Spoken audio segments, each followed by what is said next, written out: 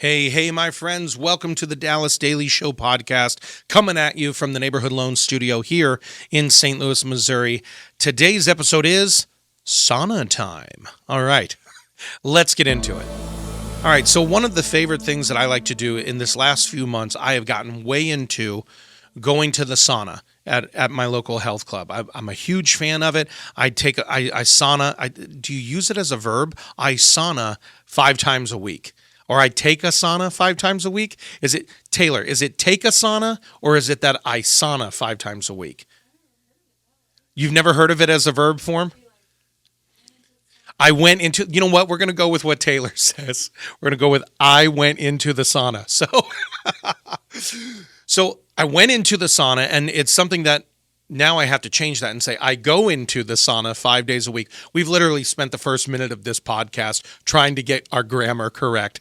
That's okay. That's what it's all about. Here's what's fun, though. Our sauna is hot at our local gym, and I don't even know what the temperature gets to, but I know that 20 minutes is about my max right now. Every now and again, I push beyond that. I go 25. There are a couple other guys that are in there, and they'll do like 10 minutes and then take 5 minutes and then come back, do another 10, take 5, come back, do another 10. So they'll do like 30 minutes total sauna time. I think that works, sauna time. But here's what I have noticed is some days I'm in there alone, and it's great because that's my time to think and to pray and to just meditate a little bit and kind of be alone with my thoughts.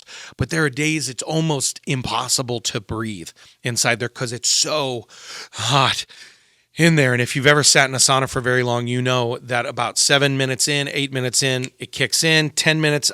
And for those of you watching the video version, you can imagine how much I have to windshield wiper my own scalp on this. I've got to like constantly wiping the dome. Okay. But about 12 to 13 minutes in, my heart rate increases just a little bit and it starts going up a little bit and my internal metabolism starts kicking in. I even saw this thing where one of the benefits of a sauna is it staves off infection because your body kind of emulates a fever and so it fights off any germs. So if you're not doing saunas, I'm going to tell you right now, you should add saunaing.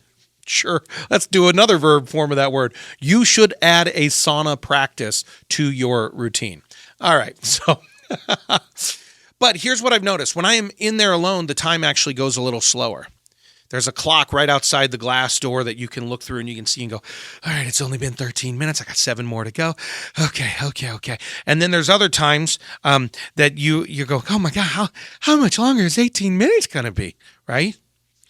But what's fascinating is when there's other guys in there, and you've all heard me talk about being an introvert. I talked about it last week during the Thanksgiving episode, gratitude in relationships. You've heard me say I don't really like talking to people. However, when other guys are in there, sometimes I engage in the conversation or sometimes 2 other guys will be talking. By the way, we're all wearing swimsuits. Nobody's doing a Roman bathhouse sort of thing here. But what happens is when other people are in there, we start conversation and we start laughing and we start joking. And yes, occasionally you'll have a newbie come in and go, oh God, it's hot. But most of us are talking about our day. We're talking about our life. We're talking about a movie we've seen. We start laughing or we start maybe talking football. It's just, we talk about various things. And the more engaging the conversation, the faster the 20 minutes goes. Typically, when people are in there with me, I actually begin to be able to push past 20, and I'll say 22, 23, 24. I went 27 minutes about 2 weeks ago because we were enjoying the conversation so much. And I left there thinking, this is so fascinating because when I'm alone, in solitude, when I'm in isolation, my mind starts playing games. It elongates in the time and things like that. But here's another thing that fascinated me. These are people who do not sit there and commiserate with me about the heat. We don't do that. We talk about so many other things. We don't sit there and go commiserate about oh my God, it's so hot. Oh, how much longer you got, brother? We don't do any of that, right? We talk about other things, and then I started thinking, well, we're not there commiserating. And then I began to think of the word commiserate is actually co-misery. We're in co-misery together. But actually what happens there in that room when we're laughing and playing and we're talking about other areas of our life and we're lifting each other up, we're actually in community, which is common union or co-common union, right? Co-unity.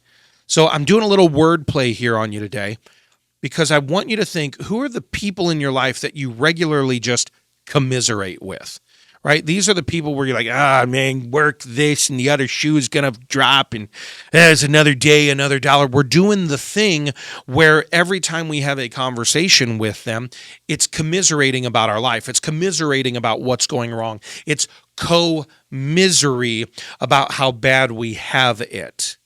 Let me ask you, do those people, are those fulfilling relationships? Are they people that you're like, man, I can't wait to hang out with them because they always make me feel better about myself? Or is it just, no, we're both members of the piss and moan about everything club? Versus those relationships that lift you up. Again, friendships of virtue, right? From last week's Thanksgiving episode, friendships of virtue. Those relationships that lift you up. That is common unity, co-unity, community.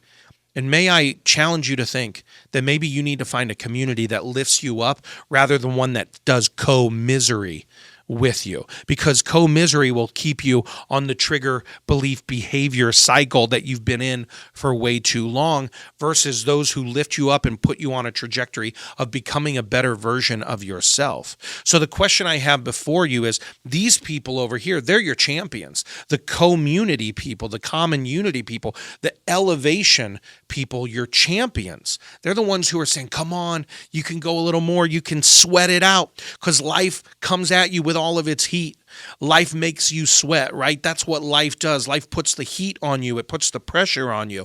And you can either have a group of people who you commiserate with or who you commune with toward another level. And I'd like to challenge you that there are champions in your life. So I'm going to have you do your positive play call card today. And again, if you haven't downloaded this yet, I still don't know what you're waiting for. Why are you even doing it? I'm looking right at you, camera 2.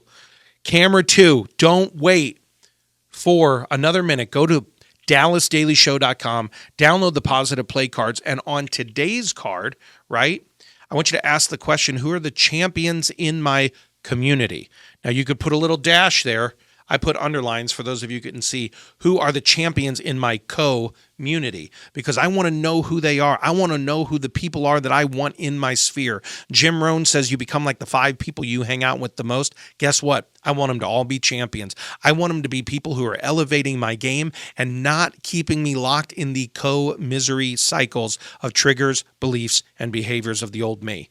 I want people challenging me to be a better version, and I challenge you to find those same people. That's all I got for you, my friends. When life comes at you with all of its heat, when you're in the sauna, you have 2 choices. Who will you choose to be with? The ones who you commiserate, or the ones with who you get on a trajectory of growth in community? That's all I got for you, my friends. Knocked the microphone. Don't tell Taylor. That's all I got for you today, my friends. Go to the website, DallasDailyShow.com. Grab the resources you need to. I'm going to flip that at you, and I'm going to say, go out there and have a championship day. Thanks for listening to my dad's podcast. For more tools, go to DallasDailyShow.com. Be sure to like, subscribe, and share. Thank you.